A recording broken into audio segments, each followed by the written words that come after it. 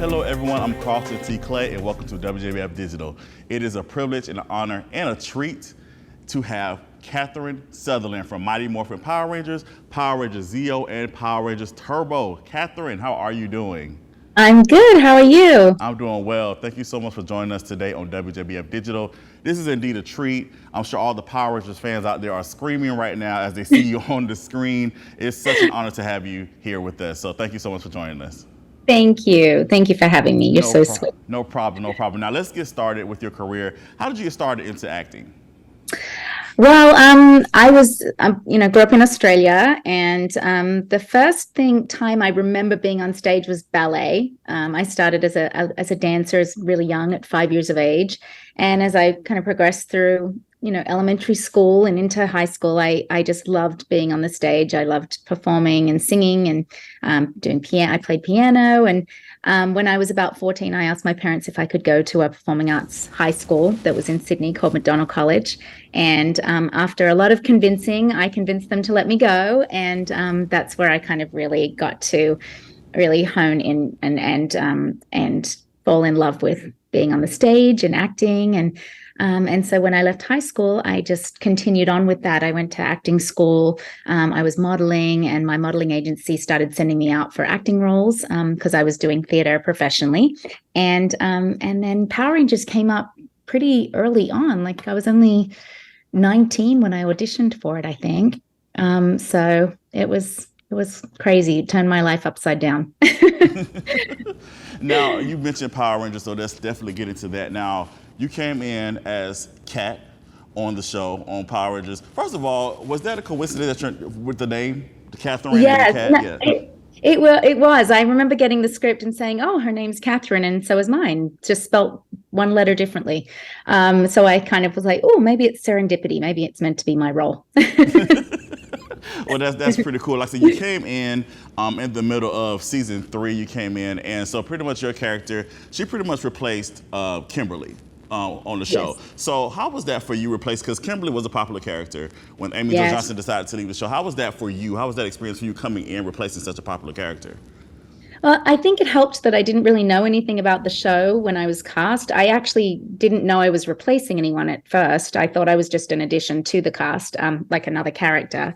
But then I found out Amy Jo was leaving and I was going to be the new Pink Ranger. And it wasn't until I went to the premiere of the first movie that I realized how huge the show was. It wasn't just a little kids show. It was this worldwide phenomenon, and they were so popular. That then it became intimidating. At first I was like, oh, it's okay. And then I was like, oh my gosh, this is really intense. So, I think they did a good job making our characters very different. Kat and Kimberly were completely opposite. So I think that was helpful because I didn't feel like I was trying to be Kimberly. I was my own person and bringing different things to the team. So but it's definitely, I had big shoes to fill, and Kimberly was very popular. So I'm very grateful that the fans accepted me. Otherwise, I would have been shipped back to Australia.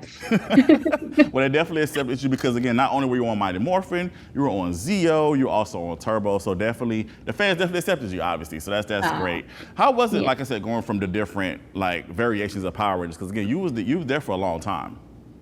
Yeah, it looked like it was changing a lot to you guys, but we just kind of continued on. So other than the suits looking a little different and having different monsters, it didn't feel a whole lot different.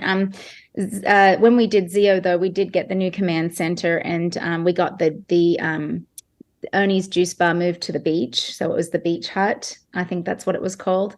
So there was a few little changes with the sets. But it didn't feel a whole lot different because we were still the same characters. Yeah. Sounds good. Now, you have discussed, I guess, the departure when you guys did leave the show. Like, how was that for you guys? Because it was a very interesting way you guys found out that you guys were being replaced. Yes. We found out Johnny brought a newspaper to the set, and we found out through that they were looking for new Rangers. So that was kind of humiliating and shocking and all of those things. But I in retrospect, I don't often look at life as regrets because I think you learn from everything that you experience. But in retrospect, I think it probably would have served the show better had they just had us finish the season and then started the new cast within space, because it was very hard for the fans to go. Like all of a sudden these new people were there and then we were ripped away and they were like, what just happened? And it wasn't fair to the fandom to do that. They'd done that with Walter and Twee and Austin. And so it was kind of disappointing for the fans that they did that. For us, it was hard. I mean, that was my family. They were my family from the moment I stepped foot on American soil. So it was really hard. I didn't know if I was going to see any of them again. And it was a very sad day. And the new cast were great. They really did a good job, and no hard feelings at all to them. They were wonderful, and they're friends of ours to this day. But I think it was a little bit of a disservice to the franchise, I think, when they did that.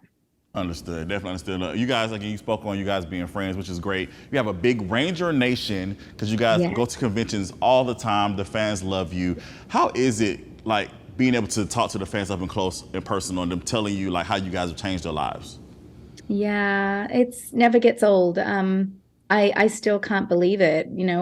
The first convention I ever did was in 2009, and I remember not even knowing the show was on. I was a new mom, and I was like, Power Rangers is still on? Like, what's a convention? I had no idea what any of that was. And, now, all these years later, still doing conventions. I feel like the franchise is growing and growing, which is crazy. It really amazes me that this little kids show has had such a huge impact around the world on so many people's lives, and that they felt that it brought something to their life that was missing. It made them feel like they belonged, they connected to somebody. And it's a gift to be able to be a role model and a superhero in someone's life and bring them some joy. So I love it. It never gets old for me. I could listen to people's stories all day long. And I love being able to connect to them this way. That's the beauty of social media too, is I get to actually interact and have a relationship with them now that I didn't get to have back in '95 when I joined. That's beautiful. I think, again, we want to definitely give you your flowers because you guys, I know for me, you guys have definitely made an impact on my life. You guys are like Power Rangers like the first superheroes I really saw on television. And, just seeing the different variations is just definitely, you guys have definitely had an impact on a lot of our lives. So thank you so much for what you've done. We appreciate it. Thank you. Thank you, Carlton. No problem. Now let's get into something recent. You guys you pretty much came back on Netflix, the Netflix special Power Rangers, Once and Always. When you got the call, like what was your feeling on when you first received the call that you guys were coming back with this special? Well, I was in talks with them for a while, because I'd done the Ninja Steel episode. I'd gone back for that, and so I'd become friends with the producers and was in touch with them after that episode. So when they reached out to me, they were still kind of tweaking the script and figuring things out, but they wanted to know if I was interested, and they were kind of throwing around different dates. And to be honest with you, I wasn't even sure if I wanted to do it, just because I didn't want to go back. Well, two reasons. First of all, it was still COVID, and I didn't want to get stuck overseas and be dealing with all of that stuff. So that was a concern for me. I was very fortunate that everything kind of had lifted by the time I went. But I didn't want to go back the same way. If I was going to go back, I really wanted Kat to come back as her character, not just a few lines and a brief, cameo.